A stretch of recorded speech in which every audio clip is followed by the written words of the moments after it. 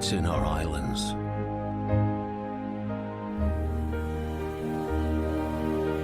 And our waters.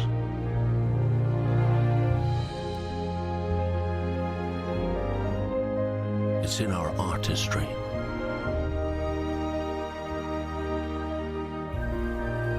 And across our land.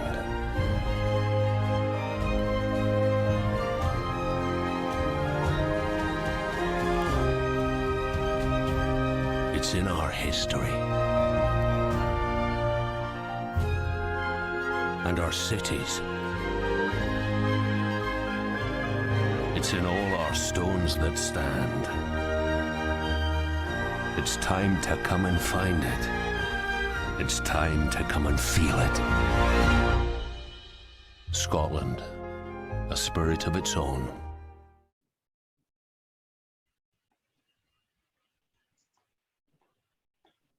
As ever, good morning, good afternoon, and good evening, wherever you've joined us from. My name is Duncan, and I'll be your facilitator for today's webinar. I'm delighted to note that we have attendees from all corners of the globe today, and once again, from a variety of backgrounds from the medical, scientific, and academic communities, as well as interested members of the public, and of course, from Rotary. This webinar is being recorded to allow others an opportunity to see it later. The webinar will last 1 hour, and there will be an opportunity for a question and answer session at the end. If you have questions to ask, please use the Q&A facility presented to you. After this event, you will receive an email to complete a brief survey. It will assist the organizer team immensely if you could submit your responses, as this will guide us for future webinar improvements. And now, a brief video from our sponsors.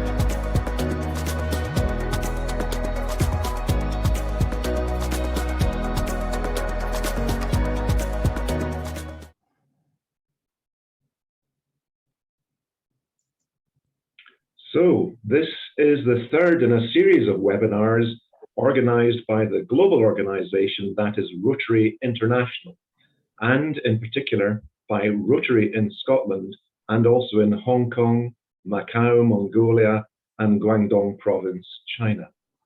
The purpose of the webinars is to explore and compare the responses to the COVID-SARS-2 pandemic in our respective communities, and to understand what lessons may be learned in doing so.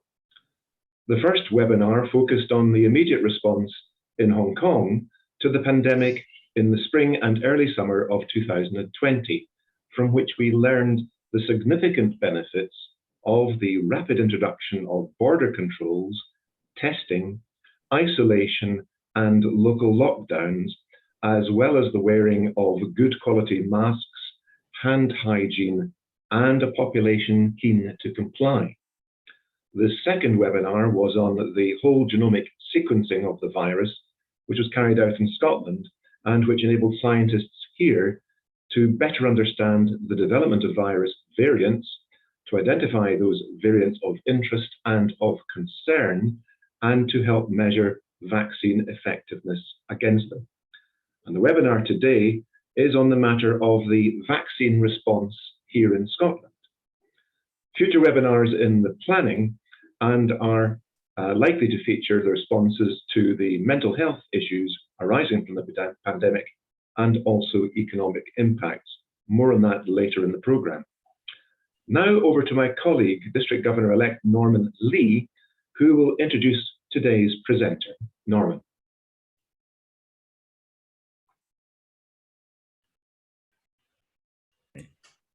Thank you, Duncan. I'd like to give an introduction to our speaker today. Karen Duffy is a delivery director for the flu and COVID-19 vaccine program for Scotland. Karen has worked in NHS Scotland for 35 years in a range of roles, working clinically as a nurse, midwife, and health visitor, and then working in primary care management and public health. In recent years, she has worked mainly in the field of strategic planning and leading national systems. Karen joined the COVID-19 vaccine team at the go live of vaccinations in Scotland in early December 2020. Initially as a Deputy Director Operational, and now as Delivery Director. She's in a logistically senior management role as a director. Karen has overseen the delivery of over 8 million COVID-19 vaccinations as part of the primary vaccination of Scottish citizens, and is now leading the winter flu and COVID-19 booster program alongside vaccination for young people 12 to 17 years, and third doses for those with severe immunosuppression. Without further ado, let us welcome Karen to deliver her speech. Karen, please.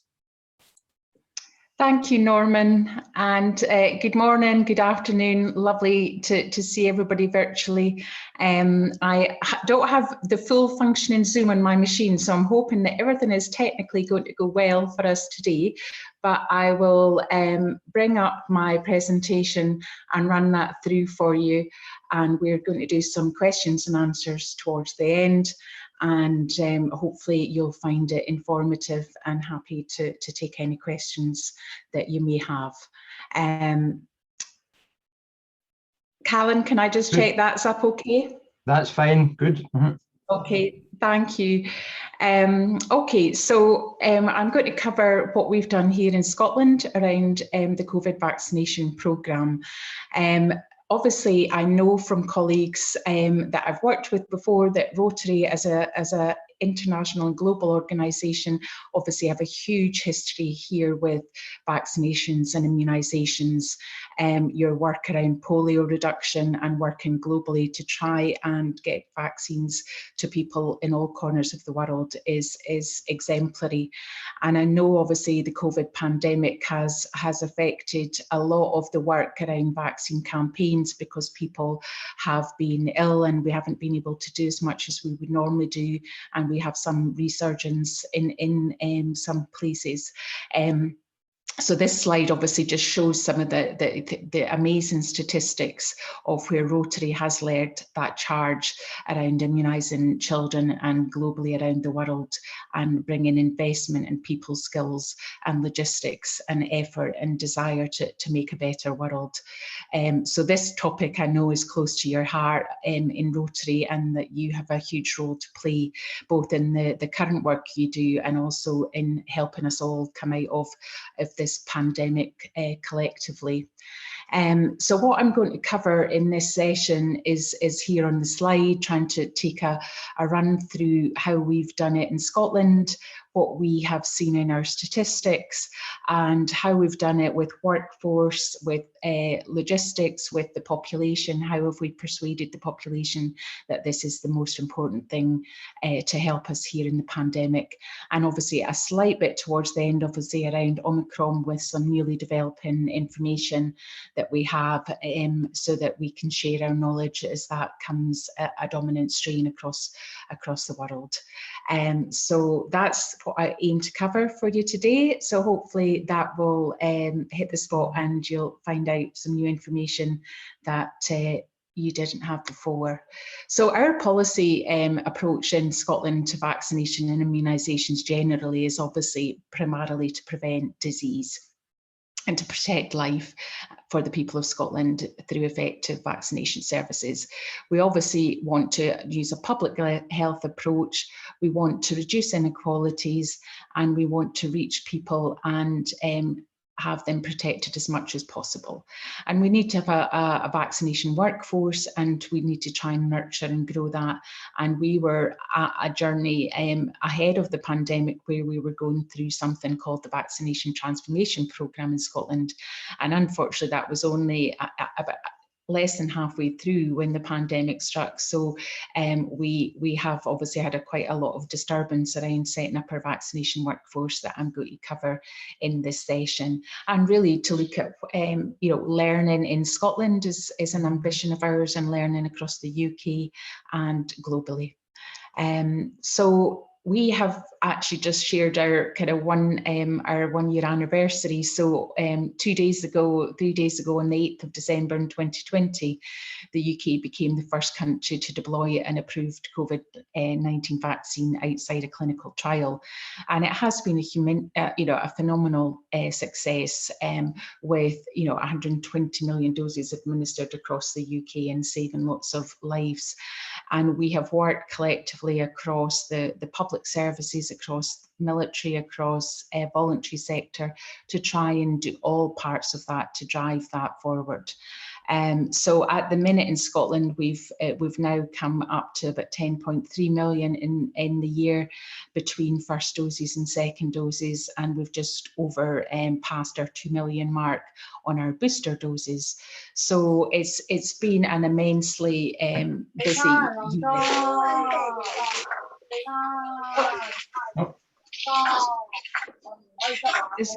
Somebody still got their microphone on, I think. Yeah.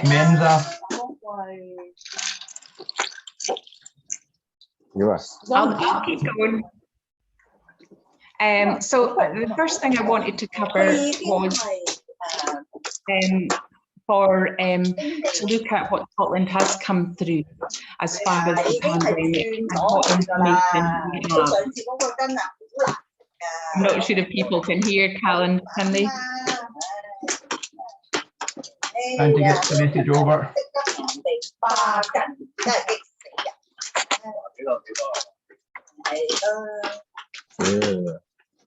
What I'll do is I'll try and talk to these first slides. These are the trends that I've pulled out from our Public Health Scotland site, which basically shows trend in infection positive rates per 100,000 population by age group. So the trends, it starts there in winter of 2020, moves through summer to 2020, winter, the next part of winter 2020. It's always winter in Scotland, it would seem. And then in 21, looking at the progress and the differences in age ranges. So you'll see there's really quite different age ranges. When the pandemic first started in that period, obviously there was a huge amount of older people in the positive cases per 100,000 population, and then you can see there are different shifts in age groups across the seasonal times through the 2 years. And obviously at the minute it's definitely because we have the older people protected as well, and we haven't gone down the road of vaccinating young children as yet. You can see the different range there in ages. And oh, this has done this before. Sorry, my thing's not clicking forward now. I'll just try and move it forward there. This is the positive cases of COVID right through the journey from March 20 through till just now, and you can see the peaks and waves of positivity and specimen numbers around positive cases. And so we have, like the rest of the world, had these constant waves of infection and then suppression.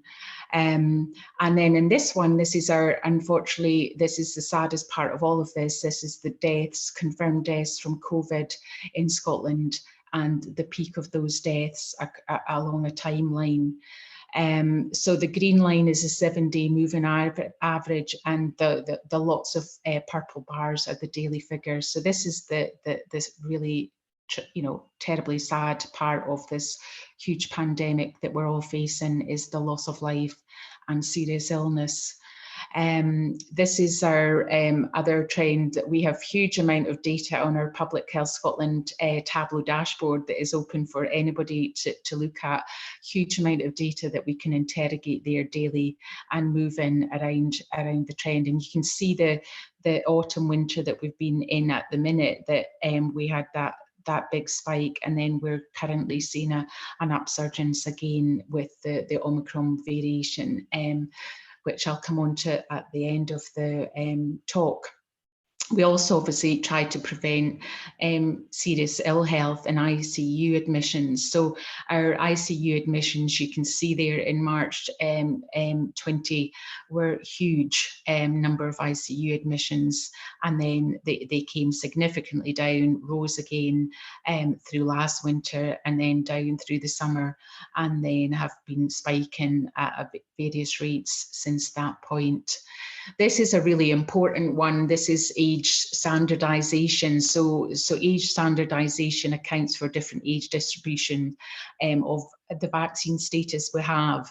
And really what this detailed graph shows is in the last week for age standardization population, individuals were 4.1 times more likely to be in hospital with COVID-19 if they were unvaccinated, compared to individuals who'd had their primary 2 course, and obviously we're now boosting. So it does protect you quite dramatically. Those that are becoming ill with COVID and needing hospitalisation tend to be those that are unvaccinated, and their immunity is not there to help them fight this infection. So how have we done that? How do we do this in Scotland? Because we are obviously a country with the UK as our overarching combination, but we have the devolved nations within that. But we have something called the JCVI, the Joint Committee of Vaccination and Immunisation, and that is an independent part of experts that look at all the evidence that we have. So the JCVI will advise our UK health departments on the prevention of infection and what evidence there is around disease burden, vaccine safety and efficacy, and the cost effectiveness and impact of strategies. And they will advise ministers, so they will give a report to the Secretary of State in the UK government, and they will also write to the cabinets, who will write to the cabinet secretaries for the devolved nations. So in legislation, JCVI has no statutory basis for providing advice to ministers. But how we've worked through this whole pandemic is really to take that advice, to listen collectively, because we're all, in the same boat trying to get out of this pandemic. So the experts are obviously the experts for the UK, and they come from a range of disciplines. So when they give us the advice, we then look at that and then consider that and put that into Scottish policy, and then through to Scottish delivery and implementation. We also have the MHRA, which is the Medicine and Healthcare Products Regulatory Agency, and that looks at the regulation and approval of medicines and vaccines within that. And we had made amendments to the Human Medicines Regulation 2012 that came into force, that we made those changes to allow vaccines to be used effectively and quickly at the start of the pandemic. And those provisions remain in place at the minute to allow us to keep going. So this is how it looks in kind of visual terms. So the JCVI give us the advice at the UK level. It comes to our Cabinet Secretary in Scotland, and myself and the team, the policy civil servants, the clinical leads in the Chief Medical Officer's team, the lawyers, me from a delivery operational perspective, will all give our thoughts on that JCVI advice, what's doable for Scotland. And Scotland have always followed the JCVI advice as experts, and we build that delivery plan and then deliver that to the local population. So that's how this cycle works. But this cycle can be frequently, it can be every 3 months for something, it could be every other week that we get new advice. So this cycle repeats and repeats as frequently as we need it to. We also have what our professionals call the Green Book. It's really our guiding book around vaccination and immunisation, and it's written by the UK Health Security Agency. It's published by them, written by experts. So usually what happens is when the JCVI make a change, The Green Book is updated. The chapter on COVID vaccination is chapter 14A. So whenever there's new advice comes in, that goes into the Green Book, and the Green Book is then what professionals like doctors, nurses, other registrants who are vaccinating follow, and they can refer to any time if they've got a question about who should have what, where, and what time gap there should be, and what vaccine type it should be. So that has a huge amount of clinical information in it. So we also write national protocols at the Scottish level and national patient group directives, because obviously this is a prescribed vaccine and we're given it in mass settings. So we'll create those, and then the NHS health boards that are the delivery arm for Scotland, they have the duty of care to provide that for their patients. So they will take those and sign them locally as a prescription, and then each nurse will then have to then follow that PGD and national protocol and the Green Book, so that they're working in highly evidence-based, effective way, and that they're all working to the same standard for the people of Scotland. So what the JCVI did and what the UK approach was in the start, when we started vaccination on the 8th of December, was to come down in age descending order, because that was where the preventable mortality was. So these phase 1 groups, which were in essence everybody above 50, plus those who were clinically extremely vulnerable or had underlying health conditions, or were also frontline health and social care workers, they were all higher risk. So they were done first. So it was done in that descending order from the top of that list down to the bottom of that list. So we started with the most vulnerable and the people that were dying dramatically at the start of the pandemic. So we started with those in older care homes, 80 plus, and we started with our frontline workers, and then we came down in 5-year chunks to reach the most vulnerable sooner. So that was the plan, and that was how the whole of the UK did it. We all did it slightly different within that. I think in Scotland we were very thorough. We didn't want to leave people behind, so we did, we made sure that we mopped up and went back round if people weren't coming forward as much as we could before we moved on, where some of the other countries had a more open approach and moved on more quickly and did things in tandem. So there was different approaches within the UK. And then the second phase group started at the end of February, and they were the other adults, the younger adults, 18 to 49.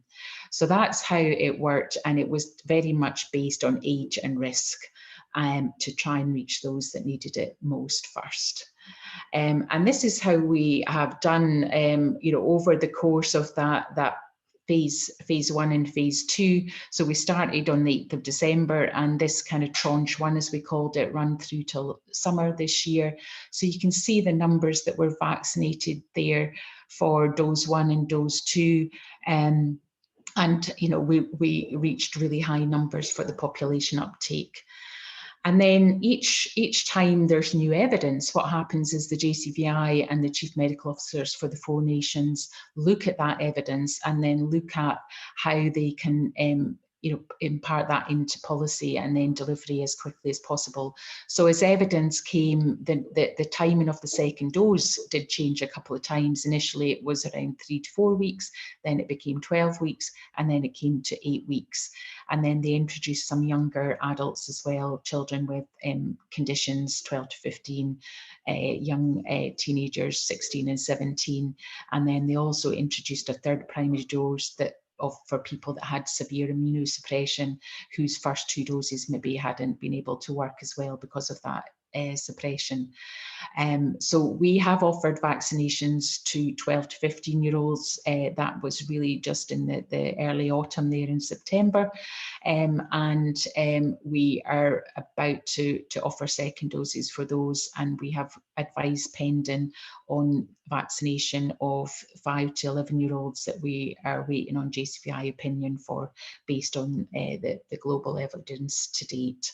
So these come through constantly and make my life very complicated, because then I have to go through that cycle over and over again to try and organise that and get that into logistical and delivery practice.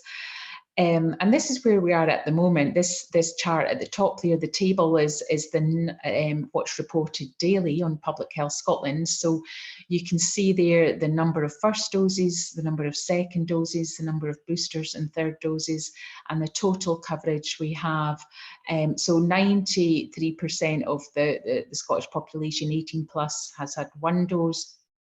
88.7% of the 18 plus population has a full primary course, and so far we're just about halfway through our booster programme, so we're at that 45%, and you can see the age range there. So for those older groups, we got huge coverage. So for pretty much all the 60 plus, give or take a couple of tiny 0.4 of a percentage, we were really reaching 100%. The older population in Scotland were very motivated to be vaccinated. And you'll see that it fell slightly as we got through the younger groups.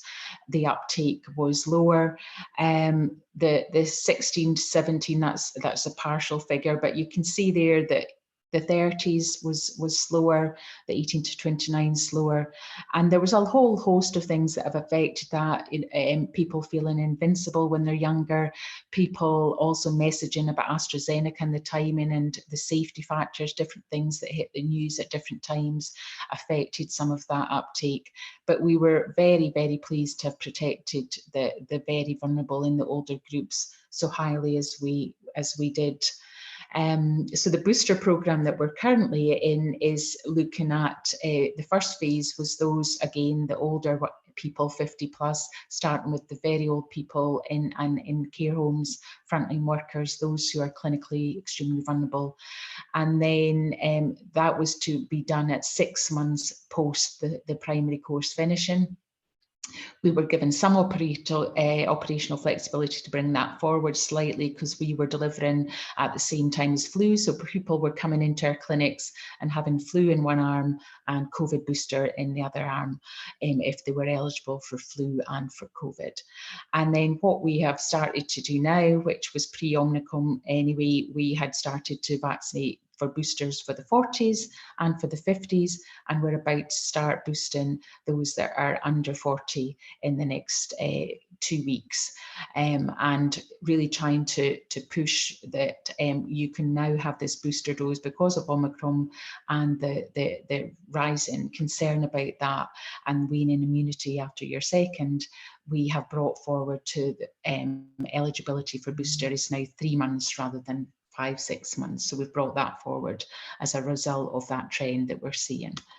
And this is why we're boosting. This was obviously using Delta, but you can see there that the immunity that you have wanes over time from your second primary course. So you may have had, over 80% protection at the beginning, but that wanes with Pfizer, for instance, to 60 plus, and for AstraZeneca that was lower. But you can see the boosting effect there on the graph on the left that brings you back up to that 90+% protection, and you see the reverse on the right hand side, so that your relative risk of symptoms can be reduced by 80% from boosting, and that was with evidence around Delta. And certainly today there was the UK Health Agency published something yesterday, as did the Scottish Government, and whilst we are still learning about Omicron, the impact of the booster, they still feel that you will have a 70 to 75% protection from Omicron by boosting, because that will bring you back up. You'll still get that bounce back up, albeit to a slightly lower level, but still quite a considerable level to protect against symptomatic disease for Omicron. So we're learning fast day by day on that front. And this is our progress on our boosters so far. I won't dwell on that, but we're gradually getting through the age ranges. Some of the younger groups, again, are slow to come forward. They're very busy. They're sometimes harder to engage because obviously people that are retired are able to come to appointments more easily than people that are working, and often just different different choices that people make about whether they come for their first appointment or whether we need to try and engage them further. So this is our model in Scotland. We have our central kind of team in government. We have a central team that works with us around all the logistical operations, what we call a Once for Scotland approach. So if something needs organised, like buying of super freezers, we will do that at Once for Scotland national level, and then we will distribute what they need across the health boards. And then we've got 14 health boards in Scotland, and they are the delivery arm of the NHS in Scotland. They deliver all care to people in Scotland. And then we have huge amounts of vaccination teams that are working tirelessly day in, day out on vaccination. And we have had some military support. We've got some army vaccinators. We've had police support at the beginning to set up large venues. We've had our councils and our local authorities support us around different things, charitable support from the third sector, and people who were retired, etc., came back in to the call to arms to help to be vaccinators. And that's how it works for Scotland. You will see we've got 14 health boards, and we've obviously got a hugely different geographical population to England, Wales and Northern Ireland, huge land mass, and obviously very extremely rural to highly urban areas like Glasgow. And then our islands, you can see how far up there Orkney and Shetland are. So we've got to consider our delivery model within all of those parts. So this is how we do it. We look to make it happen, to get needles in arms and people vaccinated. You need your vaccinees, your people to come. You need your vaccinators to do it. You need the venues for them to come to, and you need the supply of the vaccine. So how did we create a workforce? We had, as I mentioned earlier, we had started a transformation because GP practices in years gone by did all vaccinations. It was part of their contract, and they did that. Their nurses usually did that for babies right through to end of older years. And then what was happening with the GP contract was they were negotiating a modern GP role and a primary care change. So vaccination was going to come out of GP care and into the health board care, and they were going to start more health board type clinics. And that was prior to the pandemic. So just as the pandemic struck, we then had to obviously put all hands on deck, and GPs and others did continue to vaccinate, but we had to grow quite a new workforce. So we had about 2,500 people trained in January, 20,000, and we've got about over 8,000 people trained. But again, not all of those are full-time. A lot of them can be part-time, but at any given week at the minute, we've usually got about 1,500 whole-time equivalents, full-time people deployed across the system in our vaccination clinics. The challenge we have at the minute is that many of them are on temporary contracts and are borrowed from other parts of the system, and we need to make that a permanent workforce because this is not going away. I think initially we thought it'd be a temporary part and then we would be able to redesign, but it's not going anywhere, so we need to make that more permanent. So you can see the complexity in our system, but we obviously work well across those systems in the layers, and we try and do it all together. So our staff are able to do online learning. We have a really great system in Scotland called TURAS, which is an online learning resource from National Education Scotland. So people can go on to this, they can do videos, theory, tests, etc., and they can learn all about vaccination, they can learn about injections, Pfizer, Moderna, AstraZeneca, anaphylaxis. They can do all of that learning online. And then what would happen is they would come as a new vaccinator to the clinic. They would then obviously be shown all that in practice. They'd be supervised, and then eventually they would be signed off as competent. And we have people who are registered nurses, doctors, pharmacists, different people working. And we also have what we call healthcare support workers who are non-qualified, non-registrants, but they are qualified in other elements of care, and they've been trained up to do vaccination as well. And we also have another arm of our part in Scotland, which is called Public Health Scotland, and they also have a huge amount of toolkits for staff. So if staff are ever lacking information, they can obviously ask their team leaders, or they can also be looking at the wealth of information that we have on our systems. Logistically, we had big challenges at the beginning because we obviously had to think about the super low temperatures that vaccines were needing transported at and stored at. So we needed to buy super freezers really for many parts of Scotland. And the way it works in the UK is they're procured nationally at UK level, and then they're distributed across the nations. And we have a contract with a supplier called Movianto that then delivers to all our vaccine holding centres in Scotland and all our GP practices in different places. So you can see by the number of dots there on the left-hand map the complexity of that logistical organisation to get vaccines to vaccine centres at the right level, in the right cold chain, for people to be vaccinated on a current basis. So that has been a huge industry in itself. That's been extremely complicated because of the rules and regulations around the cold chain and the vaccine makeup. The most important thing, I think, is how did we get those high uptakes? How did we engage the population? And we did it in a kind of non-digital and a digital way. So the non-digital, for the older groups especially, they like things to be quite traditional. So we sent them what became known as the blue envelope. We decided to make it blue so that it would stand out as the colour of NHS, so that when people's mail was arriving through the door, they wouldn't see it as like one of those white kind of, general pieces of mail to be ignored, that the blue letter meant something. And the population have really loved that, actually. That's become sometimes a bit of a rod for our own back, actually, because people are expecting blue letters when we've moved to more digital methods for the younger groups. We've also got a huge national call centre called the National Contact Centre, so the public can phone there and say, okay, I haven't got an appointment, I've got an appointment, I want to change it. And the call handlers there will go onto the appointment system and help them where possible. We moved to more digital for the younger groups, so we wanted to test out, could they self-register, and then we'd send them a text message appointment. And we've now moved to online self-booking, so they can go on, register with a username and password, and then they can look at what's available and book an appointment at a time and place that suits them. And obviously, if they don't have those computers, they can phone, or somebody can help them to phone if they're supported by a support worker, etc. So we're sending all these things now and trying to send as many text reminders and portal prompts as possible to try and reach people. And that's how it looks when they go on. They can filter to see, okay, my nearest town is Greenock. I will have a look at that and I will see what's available in the Times and I'll pick something. So that's how it's looking for people right now for the online booking.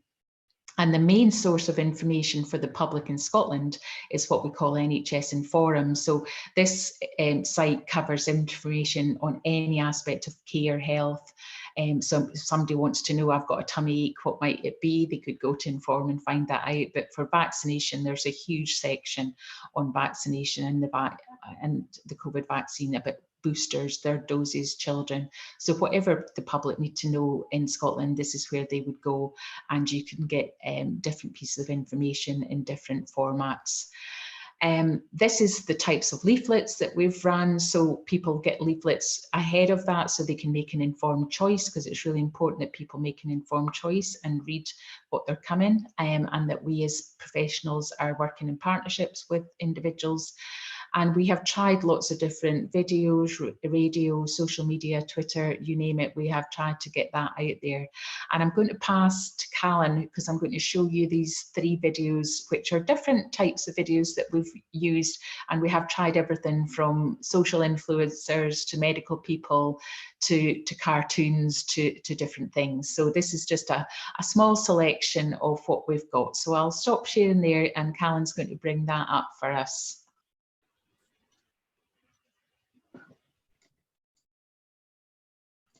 The vaccine for COVID-19 is now available, and the evidence shows it works. So I'm rolling up my sleeve. I'm rolling up my sleeve because this vaccine has been through the same safety checks as any other. I'm rolling up mine because I want to get back to the things I miss. Because I know what COVID can do to families. Because I want to play my part.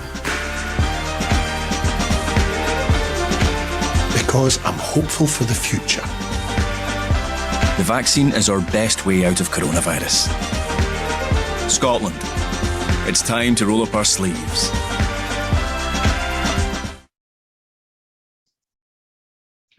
And the next.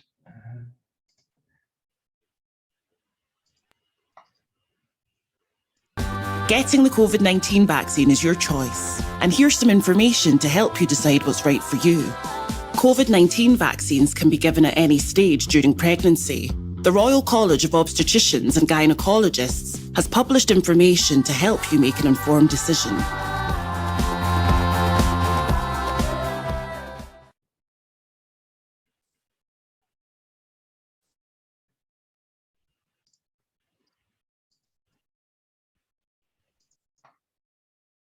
As we head into the festive period, it's more important than ever to ensure we're all fully vaccinated, as well as continuing to wear face coverings and get tested.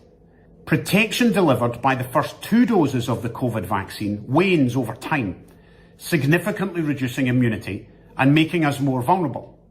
The best way to help protect you, your friends, your family, and your community is to ensure you're fully vaccinated. And that means taking up the offer of your COVID booster.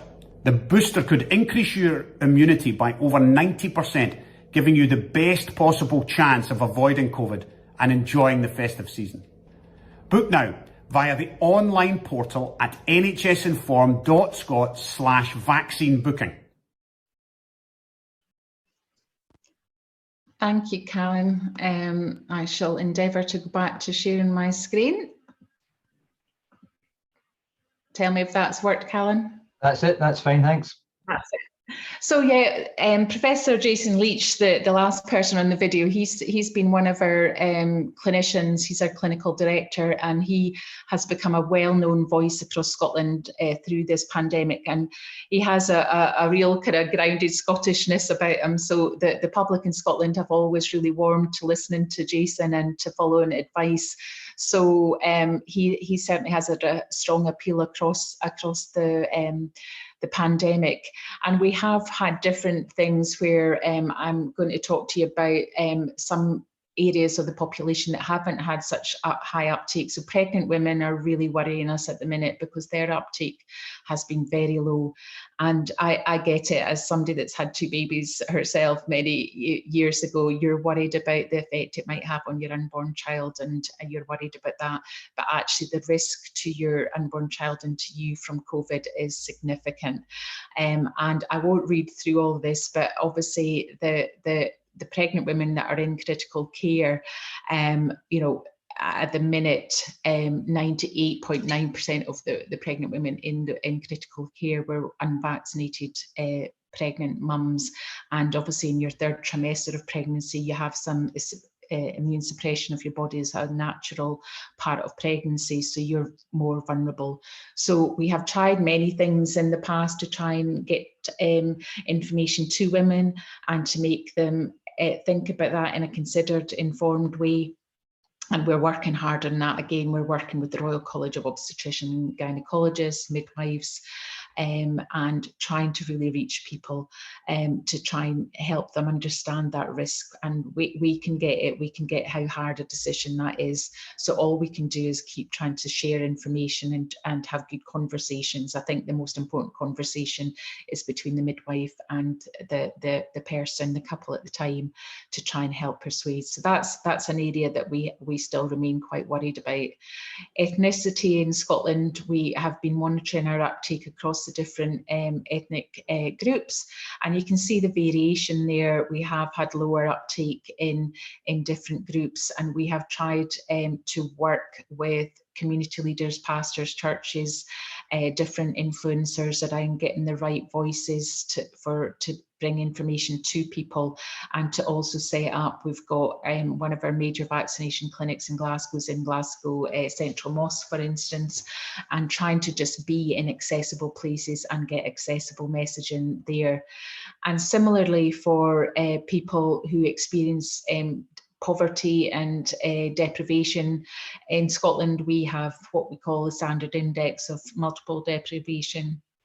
SIMD, which basically looks at the postcode that a person lives in, the level of crime, the level of education, the level of income, etc., to look at what hardship each person might be facing. And you'll see on the whole, the most affluent have its highest uptake there, actually in SIMD 8.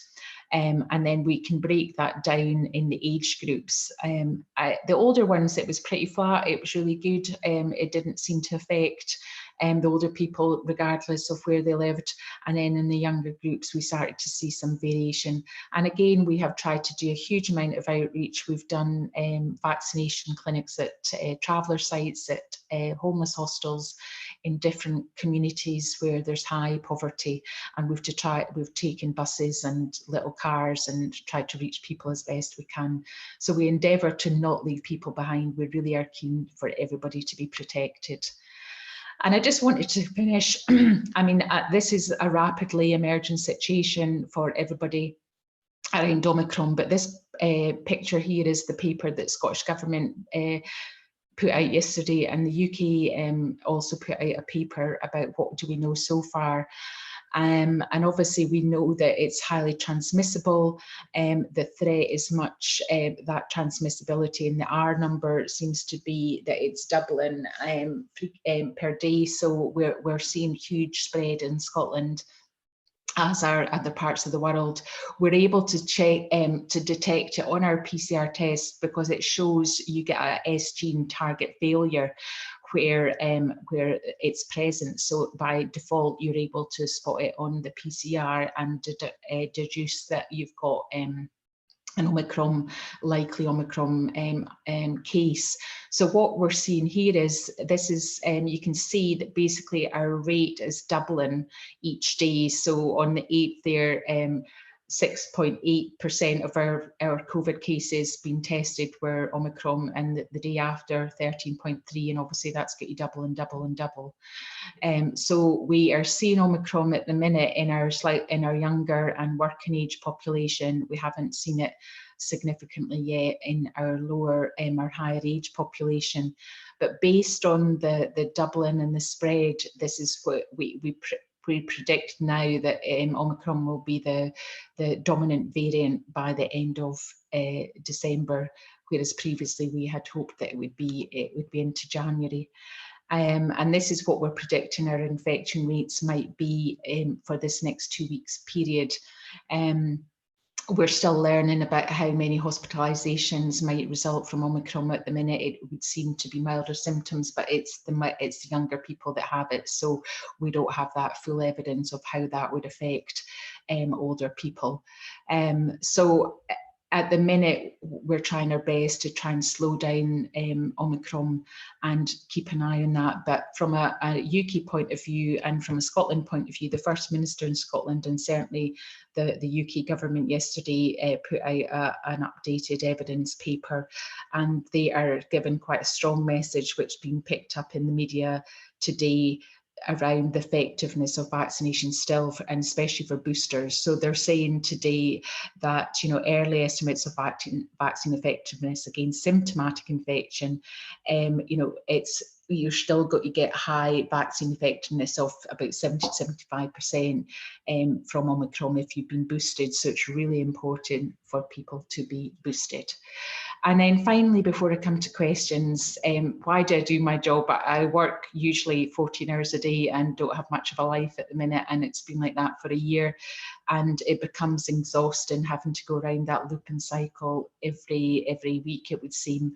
But the reason we're doing it, and the reason I'm doing my job personally, but also the teams that are out there vaccinating every day in Scotland, is really this. This was a piece of evidence that came out on the 25th of November. And Scotland, for the World Health Organization European region, up until week 45 there, we're second top there out of, I think, 33 countries. And we have averted 27,000 deaths because there are 86,000 expected deaths avoided. So that is through the efforts of having people vaccinated and having their immunity boosted, and then being able to fight the infection when they come upon it. And that is what makes the difference to me, is basically being able to know that this is protecting people. So I shall pause at that point, and happy to take any questions that people might have, and I hope you found that useful. And I think we've got that downloaded for people to have if they wish, but there's a huge amount of websites in Scotland. We're data crazy, so there's lots of data there if other countries would find it useful. Thank you all. Karen, thank you very much indeed. That's extremely interesting, all the data and information that you've provided us with today. We've got no questions in the question and answer box, but I have got a couple of questions that were sent to me in advance. One question is about vaccines development. Usually vaccines are developed after an infectious disease has been around for a while, the question says. COVID-19 vaccine was developed so quickly and being used to contain global pandemic in a novel way, and not perhaps its original intention to minimize severe illness and death. Looking at historical comparisons, measles vaccine was developed in 1963, and at that time there were about 500,000 cases a year reported. It took about a decade of sustained vaccination campaigns in the United States, for instance, for the numbers of cases to be brought down to an acceptable level. What are your personal thoughts on the future of vaccination campaigns for COVID-19? Yeah, and I think that was the thing that worried the public way back in the beginning, was they seem to have been developed very fast. They can't be that good or they can't be that safe. But my personal statement back to anybody that discussed that with me was that, we had the whole of the world working together, which was amazing. All the global experts, all the big brains out there that do all this day in, day out, they were all working so hard together, and that's why they were able to do it so fast. And we removed a lot of red tape that gets in the way of things moving at pace. For the future, I think what we're being told to predict is that at the minute, especially for 2022, that for what we called cohorts 1 to 9, so 50 plus and those with underlying health conditions, clinically extremely vulnerable, they will need a 6-monthly booster, and that the younger people under 50 may need an annual booster, and that may be the position to 2023. And then my hope is that it then becomes like flu, and that we get to an annual point where you come along and you have your annual booster for flu and you have your annual booster for COVID, and it has been adapted. Each year we watch as from the southern hemisphere to the northern hemisphere what strains are coming, and we adapt our flu combination to give for those particular strains. I think we'll eventually get to that for COVID, where we're predicting how the strains are mutating, the new strains, and we'll make the vaccine ahead for that annual boost, is where I think we'd get to. And then I hope we then just live with it in a reduced endemic, and then gradually regular part of our life that we need to cope with, because our body will recognise it. Obviously I've got a clinical background in nursing, but I'm not in a clinical role anymore, and I'm certainly not a virologist, an expert, but each time your body comes in contact with a vaccine for COVID, or that you become in contact with the infection, you're learning how to read it, you're learning how to deal with it. So I really hope that that's where we're moving to beyond 2022, Duncan. I hope so. I hope so. The other question was a fairly simple, hopefully quick one, but it might not be so quick. Looking at some of the charts you're producing with regard to the increase in the level of infection among age groups specifically, I noticed that the 0 to 14 age group had a fairly large extent of infection in Scotland. And I'm wondering if you personally think it's likely that the Scottish Government is going to authorise the vaccinations for 5 to 12-year-olds before too long. Maybe there's been some preparatory planning already done. Yeah, we're certainly already planning for 5 to 11s, and we're expecting the JCVI to give a piece of advice this week or next week. they are probably going to wait to try and get a paediatric formulation, because otherwise you have to titrate and to get tiny doses as a mini dose, and that is quite, from a safety point of view, in a busy clinic, that's quite a lot to ask when you're trying to do lots of different things, and it raises the kind of clinical risk. So we would prefer to have a kind of proper paediatric dose. So I definitely think that's coming in the next week or two, and that Scottish Government will follow that advice, probably as it's done with other pieces of advice. So that may well commence across Scotland, you know, possibly late January, February for the younger.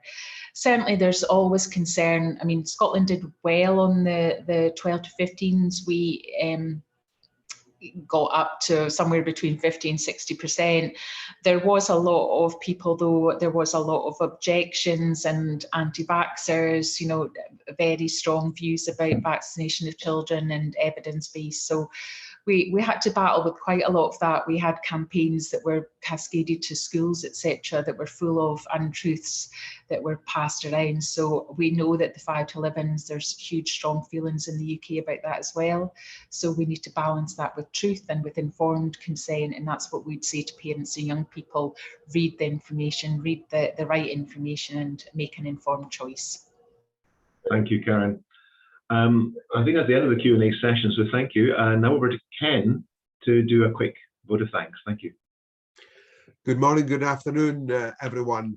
It's my pleasure on behalf of our audience, Karen, to thank you for a very informative and very fascinating presentation this morning. A lot of interesting data, some very, very positive. The 120 million doses across the UK and 10.3 million in Scotland is absolutely amazing. Alternatively, however, some sad data about those that lost their lives due to this virus, and in some areas where vaccinations have not gone just as high as they should do. But it's clear from what you've talked about and how you've presented it that you are doing an amazing role in such a key and important area. And we thank you for all that you're doing in that workload, but also for explaining to us the way that you've taken this forward, you and your team. There's still clearly work to be done. And I think you perhaps use two phrases that kind of sum up where we all are in this situation. One of them was, it's not going away. And sadly, with Omicron coming, that clearly, and from what you said, is clearly the case. And I think the other aspect is, as regards the vaccinations, you mentioned a call to arms. And I think that's what we really need, is a call to arms, and for people to, across the world, to get their vaccinations. But thank you again for an amazing presentation, really informative and really helpful to everyone attending. So thank you so much. Just one or two other vaccinations, one or two other thanks to provide to Duncan for so effectively facilitating this morning's session, to DGE Norman for his introductions. And we wouldn't have this presentation if it wasn't for the expertise of our technical advisor and constructor, Callan. So thank you for all that you do, Callan. And thanks to the team led by team leader Doug and our colleagues in Southern Scotland and Hong Kong, who organise and prepare these webinars to help us to understand a little bit more about this dreadful disease.